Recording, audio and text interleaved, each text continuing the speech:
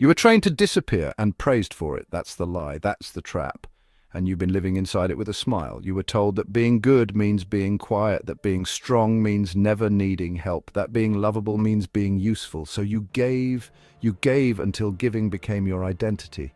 You smiled through pain. You solved problems you didn't cause. You made yourself small to keep the peace. You erased your needs and called it love, and the world clapped. They clapped for your sacrifice, for your reliability, for your silence, because they didn't see the cost. You trained them not to. Every time you said, "I'm fine," when you were falling apart. Every time you picked up what others dropped without being asked. Every time you disappeared a little more so others could breathe easier. You didn't break down. You were broken open by kindness, by obligation, by a lifetime of being everything but yourself. And now you're not just tired, you're empty. But here's the part they never taught you. When you perform long enough, even you forget it's an act. Carl Jung called it the persona, the mask we wear to survive the world. Not fake, not wrong, just incomplete, a part of us that learned what was acceptable and adapted. But when the mask becomes your whole identity, you don't feel safe, you feel invisible. And invisibility doesn't look like silence. It looks like burnout. It looks like resentment you can't explain. And like anxiety that comes out of nowhere, like a numbness you've mistaken for rest. This isn't who you are, it's who you became to be accepted. And now the real you is knocking, not quietly, not politely, but with urgency. Carl Jung called this moment tragic guilt. The pain that rises when you begin to reclaim your life and must first confront what you've lost in order to survive. It feels like betrayal, like selfishness, like you're abandoning everyone you once protected. But the truth, you're not betraying them, you're rescuing yourself, because what's the cost of staying in the performance? How many more days will you spend surviving the life you're supposed to be living? How long will you keep saying yes just to avoid being misunderstood? How long will you shrink before you finally call it what it is? Disappearance. This isn't rebellion, this is remembrance. You're not selfish, you're sacred. And if the people around you can't hold space for the version of you who stops performing, that's not your failure, that's your freedom.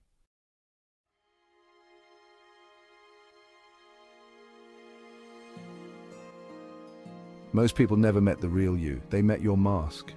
They met the version of you that said yes out of fear. The one who showed up when you had nothing left. The one who smiled through discomfort, laughed through sadness, and apologized for simply existing. They met the you who made everything easy, who kept it light, who took up just enough space to be tolerated but never enough to be fully seen, and they loved that version. Of course they did. That version made their lives easier, but it wasn't love, it was convenience. Carl Jung called it the persona, a social adaptation, a role you learn to play. But the longer you wear it, the more it costs, because behind that mask lives your shadow. Not darkness, not evil, just the parts of you that were never allowed to breathe, the anger you swallowed, the needs you silenced, the dreams you put on pause to support someone else's. The shadow doesn't scream, it waits. Until one day it breaks through in a whisper, a breakdown, a sudden wave of "I don't want to live like this anymore." And when that moment comes, it's not the world that panics, it's you. Because your entire life was built around being needed, being liked, being enough for someone else. So when you stop performing, everything shakes. They will say you've changed. They will call you distant. They will call you selfish. Let them.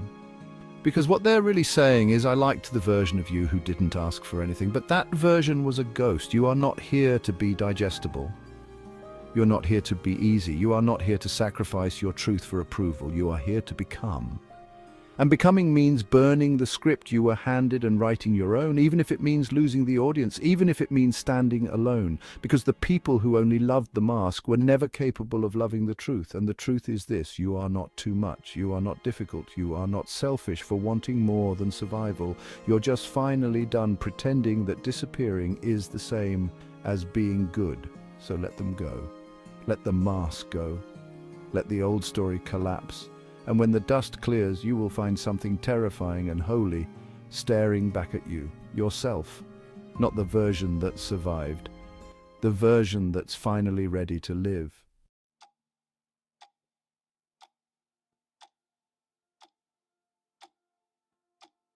You've been applauded for what is quietly killing you. You've been told you're strong, for never complaining, for always helping, for carrying more than your share without breaking. But here's what they never asked. Who taught you that your value is in how much you can endure? Because the truth is, you've been holding things that were never yours to carry. Other people's expectations, other people's needs, their chaos, their disappointment, their emotional weight. And you took it, not because you wanted to be a hero, because you were terrified of what would happen if you didn't. That's not love, that's survival. And survival, when repeated long enough, becomes a prison. You wake up exhausted and you call it normal. You avoid your own needs like they're threats. You become so useful, so selfless, so accommodating that you vanish and no one notices because you made it look effortless. Carl Jung said that what we do not bring to consciousness appears in our lives as fate. That's what this is. This pattern, this endless cycle of giving, shrinking, enduring. You didn't choose it. It was chosen for you. And then you wore it like truth. But there's a cost. There is always a cost. Your light begins to flicker. Your joy becomes something you manage, not something you feel. Your soul, the part of you that longs to create, to rest, to expand, starts whispering, is this really it? And that whisper, that's your turning point. Because one day you will break, but not in the way you fear. You will break the silence, break the performance, break the expectation that you must be everything to everyone at the expense of being anything to yourself. This is not collapse. It's rebellion. Not loud, not violent, sacred. Like the lighthouse keeper who gave away all his oil to others, only to leave the shoreline in darkness when the storm came. He didn't mean to let the ships crash. He was just trying to help. But someone should have told him, you were given that light for a reason. And if you let it go out, no one makes it home. So take back your fire, reclaim your time, reclaim your no. Reclaim the space you've been guilted out of. Not to punish, not to prove. To protect what matters, because this is the truth you've avoided. You are allowed to stop carrying what was never yours, and you are allowed to protect your light before it burns out in the name of being good.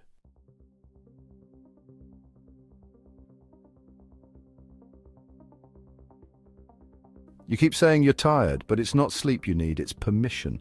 Permission to stop performing, permission to stop pretending, permission to admit that the life you've built is silently suffocating you. Burnout isn't the problem, it's the messenger. It's your body saying no after your mouth kept saying yes. It's your soul slamming the brakes on a life that keeps asking for more when you have nothing left to give. But instead of listening, you double down. You drink more coffee, you push through the fog, you slap on a smile and say, it's just a busy season. But it's not a season, it's a system built on your silence, on your willingness to overextend, on your fear of what might happen if you ever said, I can't. Carl Jung called this moment the return of the shadow. It's the parts of you you've disowned, your anger, your exhaustion, your truth, demanding to be seen. The shadow isn't your enemy, it's your signal.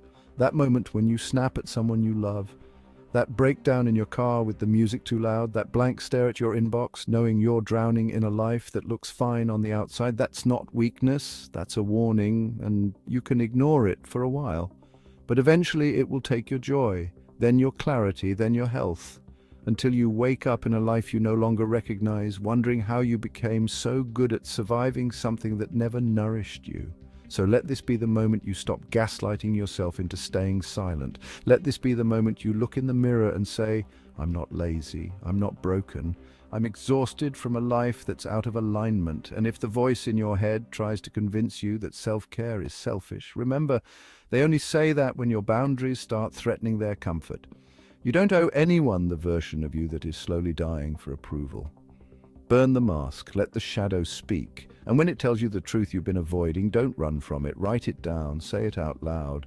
Let it become your new compass, because the goal was never to keep functioning in a broken system. The goal was to feel alive again. And that begins the second you stop apologizing for needing more than survival.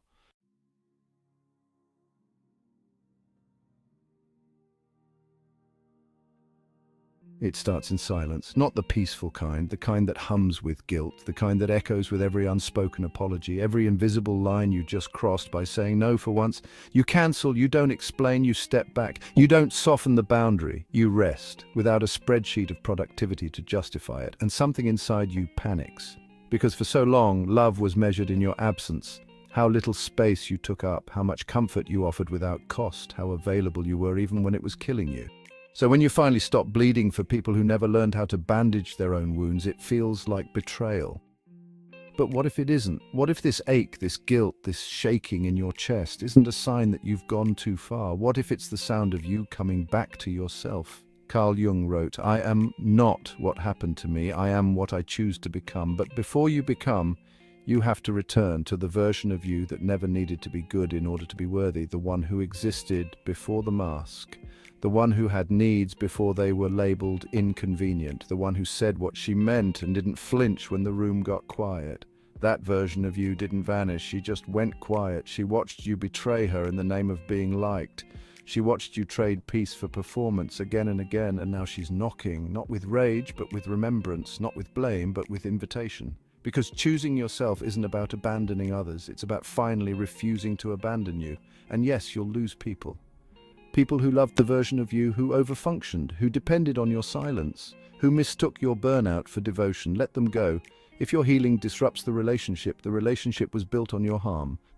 You're not selfish for protecting your capacity. You're not difficult for asking for space. You're not wrong for needing time to feel like a human again.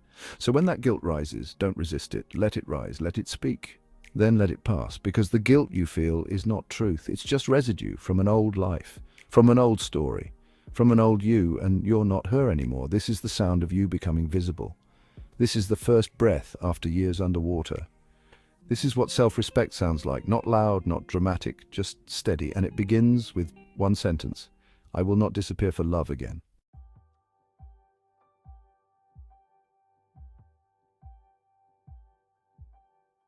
They will say you've changed, and they'll be right. You don't answer as quickly.